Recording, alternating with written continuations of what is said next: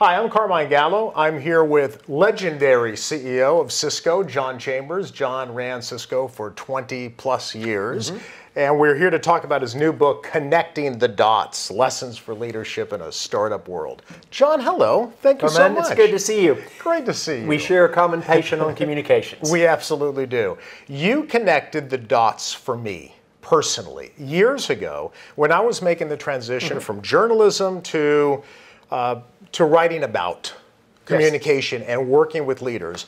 I went to a keynote that you delivered at a technology conference, and I'll never forget my first reaction before you came out was, Cisco? Doesn't Cisco make routers? That's the metal that directs data packets around the internet.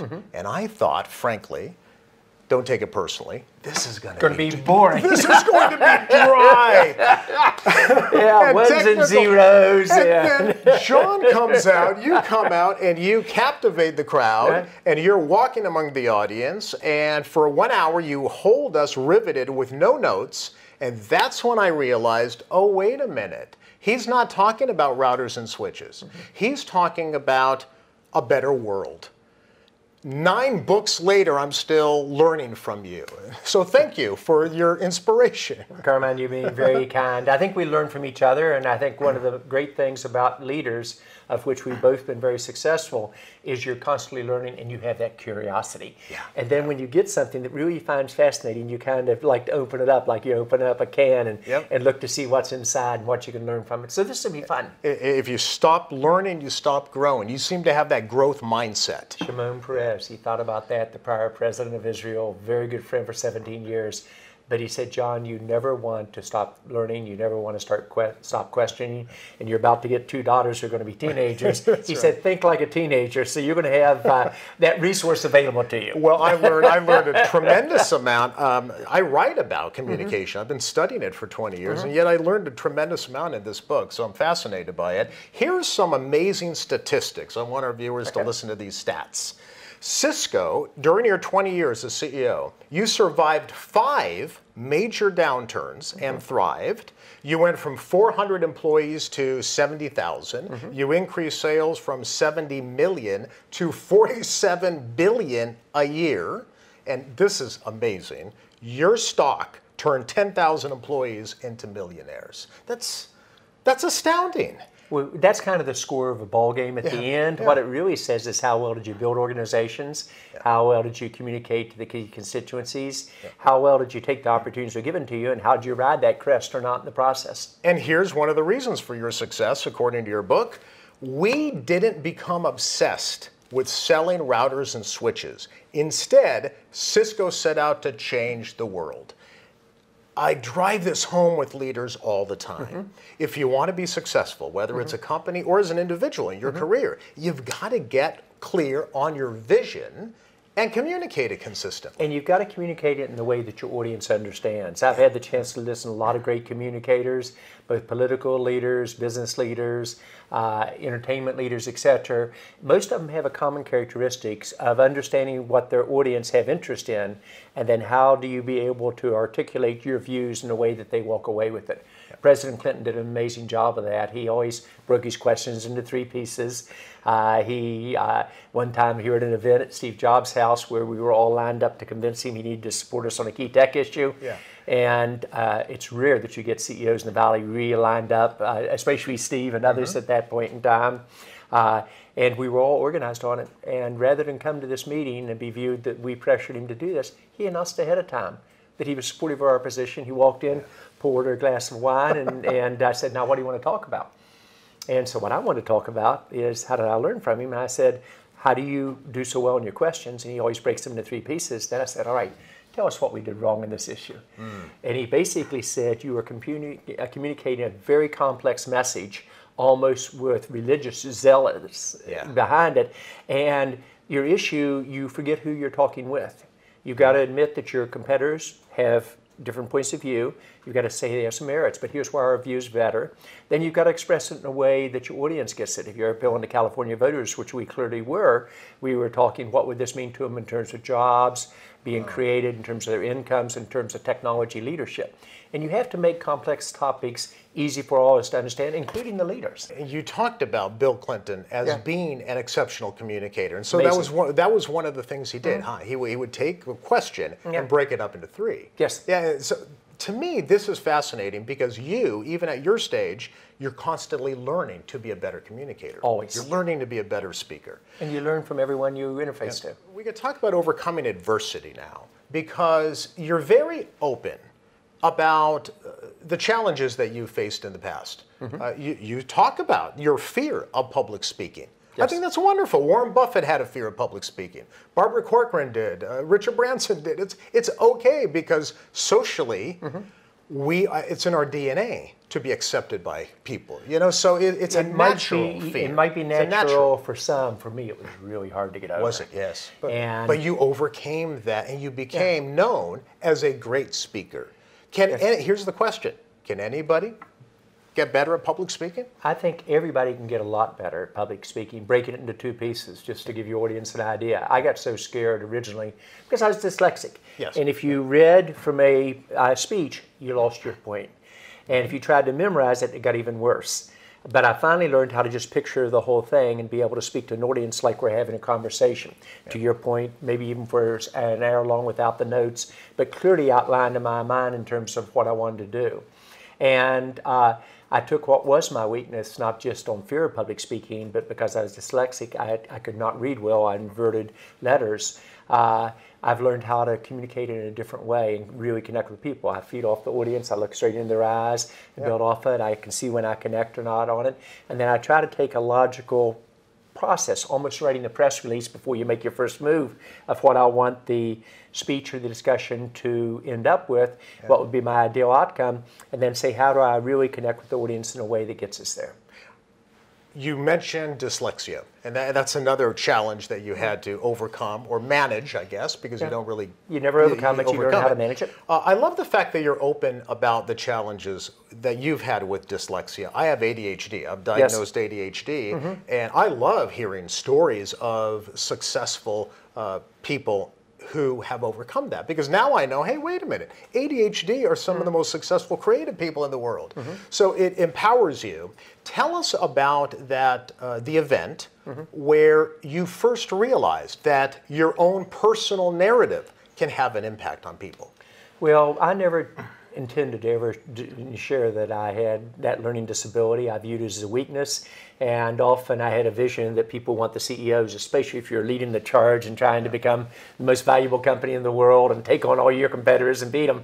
You want them to almost be unbeatable, if you will, without weaknesses. And I clearly have weaknesses, as all of us do in our life, but I did not intend to ever share it. And at a Take Our Children to Work day with about 500 people in the audience, a young girl came up and was asking the question, as each of the kids would come up and ask, and she couldn't get the question out, and she broke down and started to cry and turned and left. And so I followed her off the stage and stopped her partway back, and I said, let's try that again. And she said, I'm dyslexic, I have trouble asking questions. And I said, I am too. And I said, here's how you can deal with this, and don't try to memorize a question, just picture it as a conversation with a family friend, and here's how you get through it, and it will surprise you. Your parents will always tell you you're smart, but you expect that from parents. Yeah. Most dyslexics have well above average IQ, so you've just got to learn how to put it to work. So I had her ask the question, and as I started to get up to go get my microphone, I realized I had a lavalier mic on. So I disclosed to 500 people that I had a learning disability, and I thought maybe I went way too far. That evening, I got a bunch of notes, some emails, phone calls, etc., saying, John, I connected more with you in this session than I ever had before. I've always believed in your strategy, your vision, etc., but you connected at a personal level in a way that changed that little girl and changed others. And then it would also surprise you how many in the room were dyslexic themselves or had children. So I think sharing our challenges in life, because all of us have it, and sharing our fears. My hands sweat to this day when I talk about dyslexia. I don't know if yours do, but they do there. Really? Wow. I can get in front of 10,000 people with the President of the United States beside me, my hands don't sweat. Yeah. But just talking about dyslexia, because as you read in school, the kids would laugh when you couldn't read well. Yeah. And that's why I don't think I've ever raised my voice. ever. I have high expectations of my team, but I've never yelled. And secondly, I treat people like I'd like to be treated. I never kid people in perhaps a way that cuts them down. You have a reputation as being one of the nice guys in Silicon Valley. Well, I hope not too nice, because I want to be concerned about me as a competitor.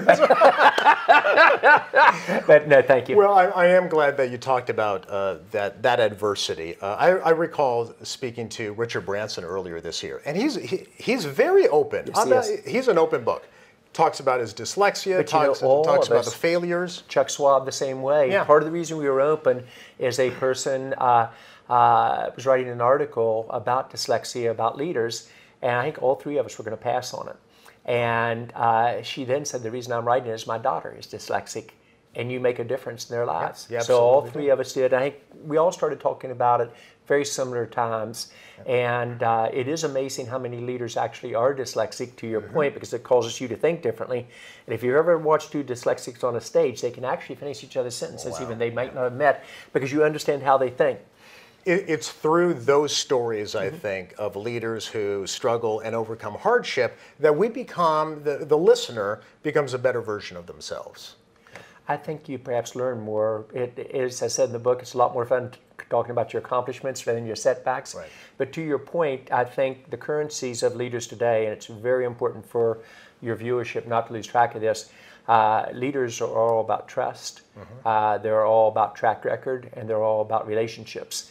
And those three variables determine how good of a leader you are and how well you can communicate the elements of it. Let's talk about communication skills. It's a key theme throughout your book. All right. The quote you have is fascinating to me. I think it's very important for everybody to understand. Communication is one of the most important skills that a leader, and frankly, most employees now need to excel on the job. You go further, and you say that communication is more important today for a leader, for an employee, than it was 20 years ago. Why? Dramatically more important. Let's use one of the great icons of American business, Jack Welch. Great on vision and strategy, awesome about developing people. Crotonville is famous for developing their leaders, and very, very firm on corporate culture. But communications was not something he put big emphasis on, nor was he early on in the career a great speaker. And he was the best leader. In today's world, however, when you've got to deal with social media, you've got to deal with a dramatically different speed of events.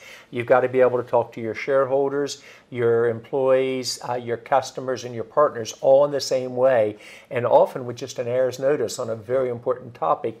If you don't have the communication skills, you're not going to be as effective leader. So with the 16 startups that I'm personally invested in, I focus huge on communications and culture.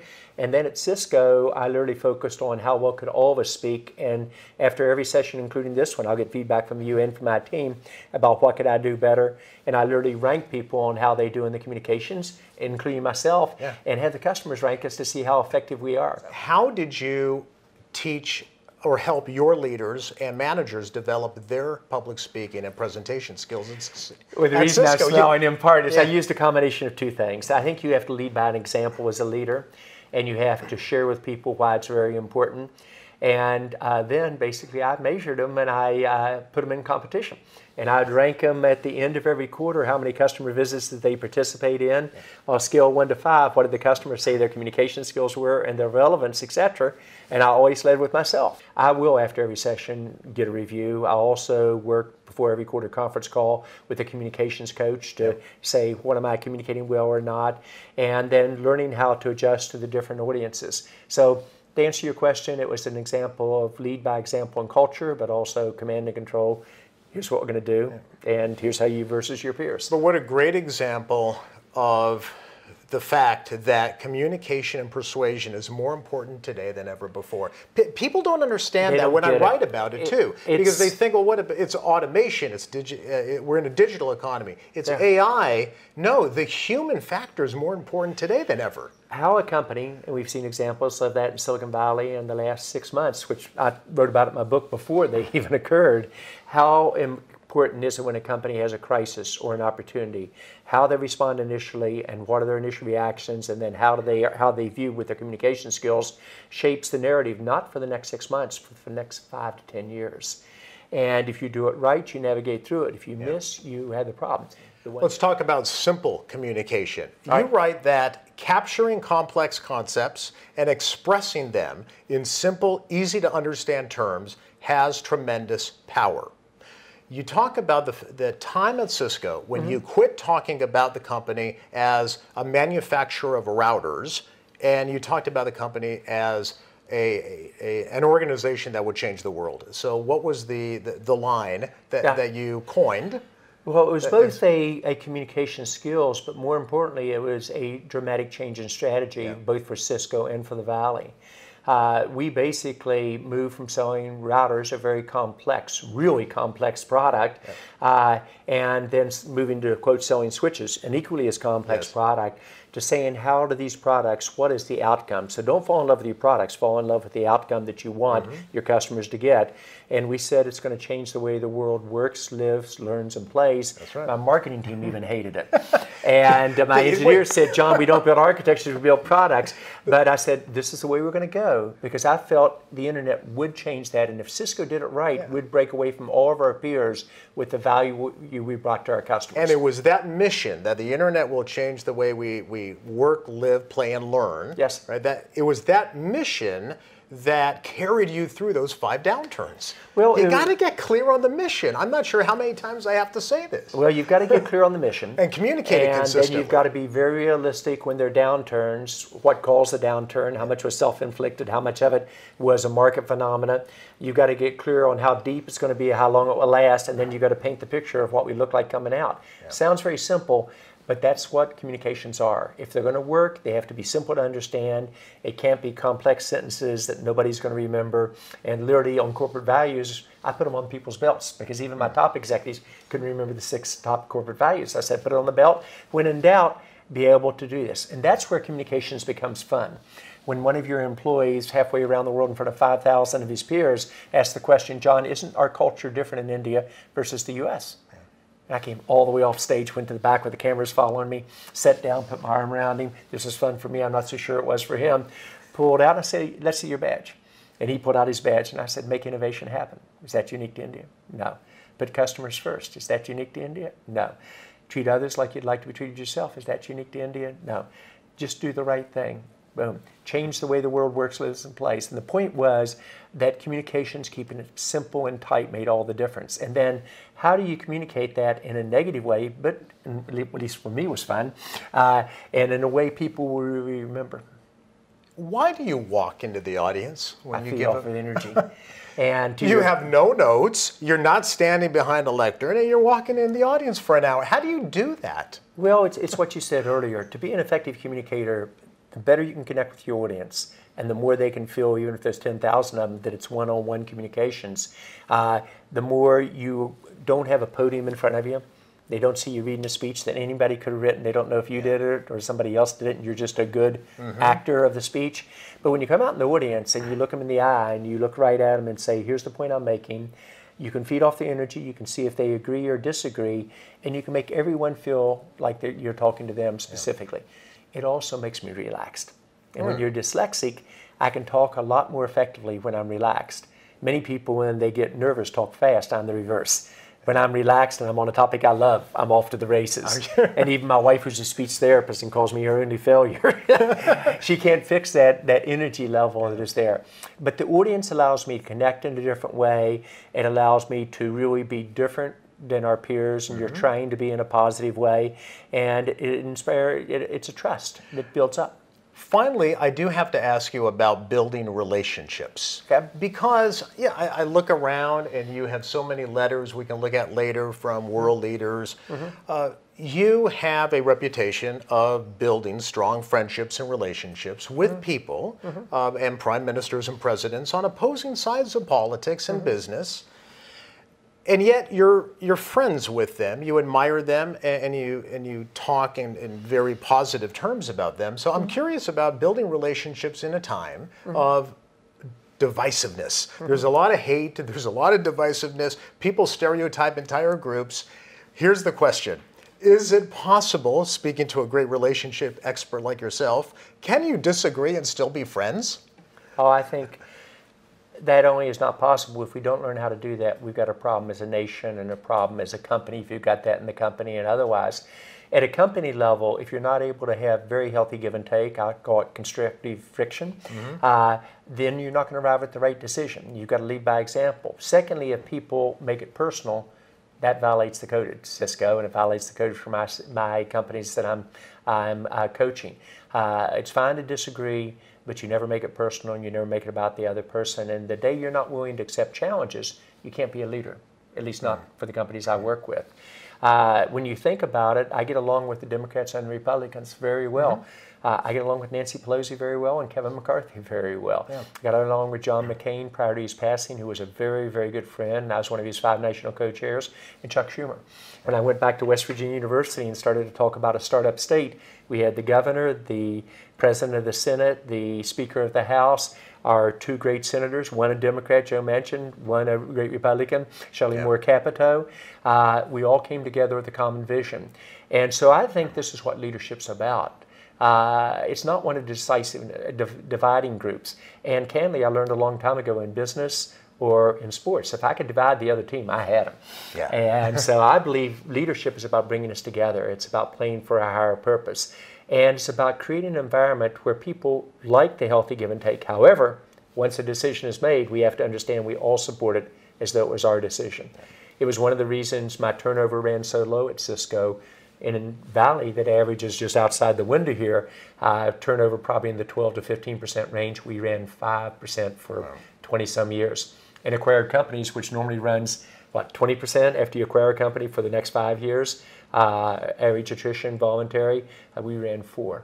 And we created that culture of we like diversity, diverse teams work better together.